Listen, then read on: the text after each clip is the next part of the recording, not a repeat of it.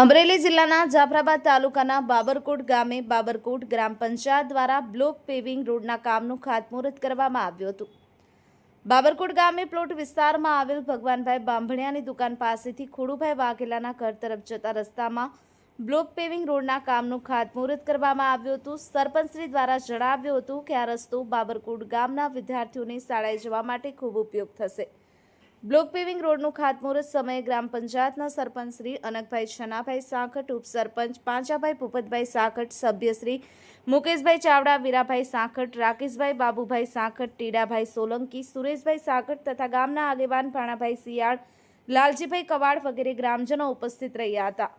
Plot વિસ્તારમાં block પેવિંગનું કામ ચાલુ થતાં પ્લોટ વિસ્તારમાં રહેતા કોળી સમાજ તથા ભરવાડ સમાજના યુવાનો દ્વારા તેમના ઘરની બહાર રસ્તા પર આવેલ ઓટલીઓ, બાવળો, ઉકરડા સ્વયંભૂ જાત મહેનતે કાઢવામાં આવ્યા હતા અને ગ્રામ પંચાયતને સહયોગ આપવામાં આવ્યો હતો। સહયોગ આપવા બદલ સરપંચશ્રી દ્વારા પ્લોટ વિસ્તારમાં રહેતા યુવાનોનો આભાર વ્યક્ત કર્યો હતો।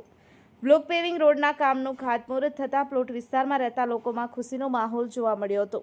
Bhupat Sankhat, Mahadev Times News, Jafrabad.